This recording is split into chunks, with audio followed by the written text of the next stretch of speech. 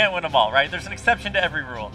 Certainly. We'll see if game number 3 can be the exception to Miracle's rule. My segues work out pretty well there. We're going into Towers of Doom for our next map. Cursed Hollow. Cursed Hollow. Wait, where was that? Did I just look at the wrong map? Okay. I saw the glowing border on the wrong thing. That's my excuse. You could tell that it's the map we're going to because the bottom of the bird's chin is also cut off here, so that's pretty indicative that the Raven Lord is set. And we're going to Cursed Hollow. So as few chins as possible. That's right. You guys were memeing about that yesterday. I didn't totally catch that, but I don't think my chin will fit into my collar, so I won't be able to contribute in that respect. That's all right. Well, Abathur draws the ban here because it's Cursed Hollow, but they prioritize the Blaze ban, which I can understand because it's so frustrating after that last game where they were just totally shut down by the bunker. They get the Malfurion first pick, but this leaves a lot of heroes open. Genji is open, Maiev is open, Garrosh, who hasn't been seen yet in this series, is open, so it's a little bit of a tough spot for Ballistix. You think sometimes with all these heroes open, you feel like, wow, this should be amazing, but actually you have to make a hard choice because what you don't take will be given to your opponent in this case. This is also Hanzo's best map of the 3 maps we've seen thus far because of the double boss here and his ability to clear camps very quickly. So he's one that might jump up because it's SC's best hero at the moment. Let's see. Tough choices here. I think if you take the Johanna Hanzo, it's a pretty solid option. Less boss control with the Johanna than, you know, other tanks that are available. The Tyrael they've been prioritizing especially. Okay, so Genji will be taken with Dahaka, so more of a map and global macro set of priority here rather than boss control. Yeah, I don't think we'll see any teams be too willing to give Genji over to Miracle now that you know, Frankel's on their roster. Always fair to take that away, but I agree about the Hanzo. I come from the olden days where you just picked as many Shimadas as you could, but I guess it's not quite good enough for first pick. And yeah, there's still no Garrosh out there, so a little bit of a lonely day for him. Garrosh is a great pairing with Malfurion, but it's a tougher map for him because the lanes are so far apart. He can't get as much value from rotation, and he doesn't do much to control the boss pit besides his taunt, right? Which can, you know, win you fights. The other thing to keep in mind is this is a really cool rotation for the Genji to come in with the Dahaka because you're leaving the tank choice up to Miracle. You're saying, okay, Johanna has been the go-to pick in this series. She's not very strong against Genji. She's not great on this map. So you're kind of saying, go for something a little bit... you go for the Johanna, but it's not going to be as strong as it would be otherwise, or kind of go for a flex pick. They do go to Diablo, which is super weird to see this highly prioritized, but it's one of Judy's best tanks. And he works very well with the burst damage of Jaina. So let's see how this one pans out. Happy to see Jaina back in here. When I was watching Mid-Season Brawl, one of the things that was really kind of cool to see is kind of this re-emergence of, hey, mages can just actually kill everybody. Burst meta, man. Yeah, it's really fun for me to watch because as somebody who may not be able to do quite as good a job at the play-by-play, I don't really have to do that. I'm just like, well, the guy died. It happened in the span of about 0.5 seconds, and that's about all you can say about it. And Jaina really does assist me in that regard. So happy to see that grabbed second by Miracle. Will be the Hanzo ban. They're moving away from that boss control. And Hanzo struggles on this battleground to... sure, there's a lot of objects for him to jump over with his trait, but if you're moving away from the fight with Hanzo, it's difficult to re-engage because of the way the walls work. Like, if you jump over a wall, you're not going to be in that fight for a few more seconds. So, you know, if you're constantly trying to protect yourself against the Jaina, with the Hanzo, it's not going to go well for you. So they don't want it. They don't want Miracle to have it because there's insane engage potential with Arrow into APOC, into the burst damage from Jaina. So it's a strong ban overall. As we see the Tyrael ban? Yeah, been the go-to. So much boss control with that. I wonder if this will be an Uther draft for Magi. It's one of his comfort picks. Less meta recently, but very powerful with the Genji still. Gives you a lot of blow-up potential onto Jaina, especially before she has her ice block unlocked. Yeah, I think we can always expect that Magi is going to be, I think you were saying, kind of the weak link of the Ballistix roster. For now, yeah. I don't... Well, I mean, it's hard to say that just because they have been such a strong team. To say, okay, well, when you pick on the weak link, it's not like that makes the team weak overall. It's just that, especially after they kind of struggled at MSB, you have to kind of look for, hey, what was the problem that kind of led to that? Even though overall you would never consider them a weak team per se. Oh yeah, definitely not. And Magi is a very strong support. He will get his Karazim finally here, which was denied twice. Looks like that's been something he's been showing in scrims a lot, despite not prioritizing it at all at MSB. And we get the Falstad, so double global.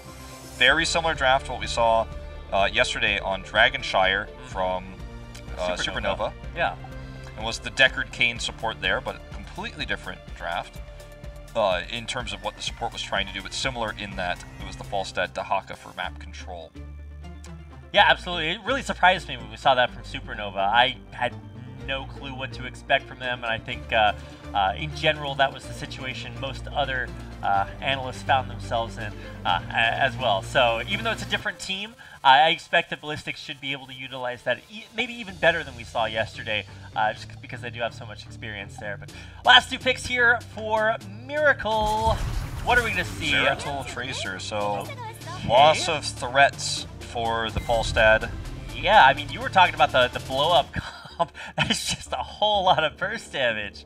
I don't like this choice because there's a lot of, I think there's a lot of faux synergy when you look at this and you think, oh my god, but they have Ring of Frost plus, you know, APOC, the Void Prison, there's so much synergy. Tracer, how could Falstad survive? Like, he won't be able to soak, there's so much threat. But there's not a lot of protection for Tracer or Zeratul. Karazim can jump onto anybody and do some extra damage to blow them up. Falstad's got burst. Genji, you know, will probably just go for X-Strike, but even if he goes for Dragon Blade, he could do so much. There's not a lot of healing. Malfurion's healing is long sustained, and on the side of Ballistix, the damage is also mostly burst with the Karazim pick here. And they can grab a tank that supports that idea as well, and it will be the Anubrok. So the CC that holds it all together, Hooligan's favorite pick for the map. Yeah, and we saw spell armor also going to be really, really effective against everything. Just not going to blow up, which is in general kind of the opposite of what Miracle want here. I'm just waiting for the VP right on top of the Ring of Frost. It's like, ooh, that anti-synergy, not what you want. I mean, it can work out perfectly if everything is timed correctly, which is, it almost never happens anymore in the highest level of play. It was mostly used in North America and Taiwan as a staple, and even in those regions, it's like fallen off quite a bit. But those are the regions I look to for the highest level of play. Well, you need to adjust your focus. Well, it's a good thing that I'm out here in HGC Korea. We can look for some high levels of play here. You know, I didn't know exactly if I was going to expect that from Miracle. It certainly seems like they have maybe strong individual play. I was watching, much to my, I guess, pleasure, that Nitrogen is still able to hold his own in the 1v1, but when it comes to everybody playing together nicely as a team, it still looks like Miracle has a little bit of work to do. Yeah, there's, I mean, with a roster that's this rebuilt, you know, in scrims, sure, it's been going well, but at the high-stakes matches, it has not found that success yet. It's going to take time. So SDE, one of the ideas behind the Falstad Karazim is you can post 10, gust everyone away, and then you can 7-sided and blow somebody up. Usually the target is going to be the least mobile hero on the comp, so that'll either be the Diablo or probably the Malfurion. Sure, Jaina doesn't have that much mobility, but she's always going to be well positioned. So, you know, even if Malfurion tries to ice block his way out of it, he ice blocks and you gust everyone away anyways, and then he's caught there. So gust into 7-sided is definitely the way be how this works. You could make an argument for Palm with all the burst that's designed to get back there and kill the Falstad, harass him, but with how much success we've already seen on this battleground, specifically with the Gust 7 combo, I think the Magi is definitely going to be looking for damage here. And there's just not a lot of support for the melees, you know, that are going to be in the front line. I could say melee, Tracer's not melee, but the dive heroes that are going to be getting into the front line, they will be just point-click jumped on and punched by Karazim. They're going to have some trouble. Yeah, in general, getting punched by Karazim probably up there in the more painful things to experience. But I mean, you say Tracer also is not melee, but sometimes the way I watch Franklin play Tracer makes it seem pretty melee. I mean, she does have a melee attack. I think it's actually called melee. Yeah, no, it is literally called melee. So there is a melee component to Tracer, which in general feels a little bit odd, given that know, she is a ranged hero, but I guess very versatile in that regard. I don't know, I'm still excited to see Frankel play one of his more iconic champions, or heroes. Ah, okay, I get one. That's my mulligan, guys. Don't fire me yet. It's okay, it's okay. One of his iconic heroes. But the other two, I guess, as far as like really big iconic heroes would be, I guess, Falstad, which was also taken away, Genji taken away. I mean, I guess we did see the iconic Julie Diablo. Yeah, Judy got his Diablo here. I think I said Julie. Judy. Everyone knows what you mean. But do they know? Yeah, well, I mean, the hardcore fans. If everybody knew what I meant, I think I'd be having a lot better time. If this, you know, this is what the Tracer Falstad looks like, it's not a good sign for Miracle, right? Like, what Tracer does in this, when Falstad's offlaning like this, when you have the double global, is just farm pulse bombs and then constantly go try to kill him. And when he's just playing that safe and just soaking and you can't do anything, you feel bad. Now, what the trade-off is that they have this mid push, but look at what is going to happen. Bliss is going to clear this faster with help of the cannon towers, and that Blizzard did not actually connect with the wall. So this is going to be cleared faster, and then they're going to have a push during tribute. So the timing here is better for Ballistix. Tracer 1v1 against a Falstad bottom. It's not ideal. She doesn't have good wave clear. Falstad could stay there while she has to rotate up. Zeratol's going down. That's a tricky move. You can see it on the minimap, but SD is not scared for a second. And, you know, Natrojin understands the Falstad matchup quite well, obviously, on the Zeratol, but let's see how this pans out. In fact, he's dying solo. I was watching that on the UI up at the top. So that's just not a good sign. They've lost control of the map, they lost control of the tribute, the mid-push continues. Tracer's trying to deal with that. That's not what you want. Ballistix is winning on all fronts right now. Wow, yeah, this is not a great way for Miracle to start off what is the last chance that they have to come back before being another in a long line of 3-0 travesties that we've seen so far this season. I guess it's not that long a line, but that's the only results that we've had so far.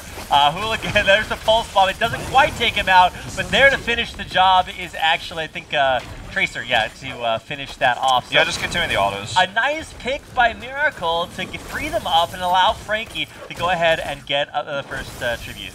Yeah, with Franco grabbing this and the, you know, the wall being blown up here by this last Ice Lance, you know, it's not the end of the world for Miracle. Problem being is there was soak mid and damage done mid and bottom throughout this, so despite that early pick, they actually convert this into a counter kill. Despite that early pick, the experience lead is becoming quite dwarfing. You know, it's becoming a bit of an issue, right? And, you know, Zeratol's trying to threaten the solo lane against SDE and is dying. There's no threat there. Every time Natrojin goes forward, he takes way more damage. I mean, I guess he's trying to use that as the opportunity to try to bait SDE in, but he's in such a strong, dominant position there that even in the 2-on-1, he's still not super scared. Yeah, he was also staying on his side of the lane. And the Diablo rotation was somewhat predictable. Even though he didn't have vision, he had his cooldowns available because he knew that he wasn't trying to get the kill on the Zeratol. He knew that Diablo was there because he was missing on the mini-map. This is a blue side tribute, so they're going to tie it up 1-1 easily while continuing to soak. And what's really cool about it is Dahaka's hiding in the brush right now, so they actually don't know where he is. He shows himself and gets threatened. But they could have imagined, okay, maybe he's not here, maybe we should push hard, and then maybe he gets a solo kill on Sniper while Sniper's pushing. Just very meta things that they're doing with this solo laner when they have the double glove. It's very difficult to deal with. They take an early boss with that double rotation top, knowing that Dahaka could come down to assist if need be. Slow rotation over here for Miracle. Now they're outnumbered. This could be a disaster. Okay, that was a really good route. Without that, that might have been a kill into level 10 and a double boss. So. I mean, Miracle kind of got a late realization of what was happening. It's like, okay, well, are they bossing down here? Well, yeah, maybe, but the rotation was just a little bit too late. So Miracle, they're coming in, they're like, all right, let's stop. And then it was already taken, and they had to immediately back out. Like you're saying, yeah, without that route, they could definitely have had things turned around pretty painfully on them.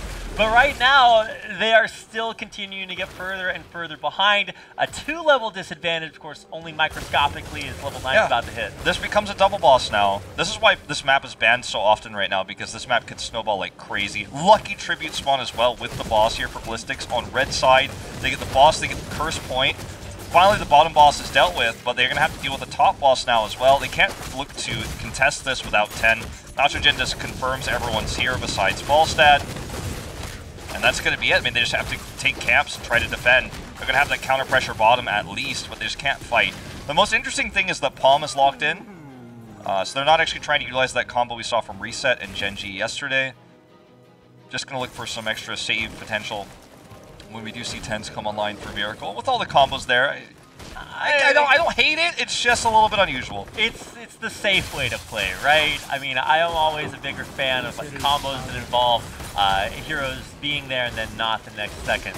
So I guess we might not get that opportunity. Well, you might. I mean, on the other side, yeah, Jaina, Miracle is going to help me out there. Yeah, holding that Ring of Frost potentially with APOC, potentially. I mean, you could actually go for Ring Void into Lightning Breath. That sounds terrifying. Like, that's possible. It's always if compositions, though, these if scenarios that Jikoff and I talk about. The more times you say if, or possible, or theoretically in a sentence, you know that the likelihood of it working out in a pro match in Korea is less and less. But, those are the safety casters. Yeah, but look, it's a red side tribute here for Curse. Miracle has a positional advantage, and Ballistix may just delay this so they could push another fort down and not commit. Yeah, and that's... They don't actually get the delay, which is nice for Miracle, but they grab the fort in a rare moment where two globals are together as a duo.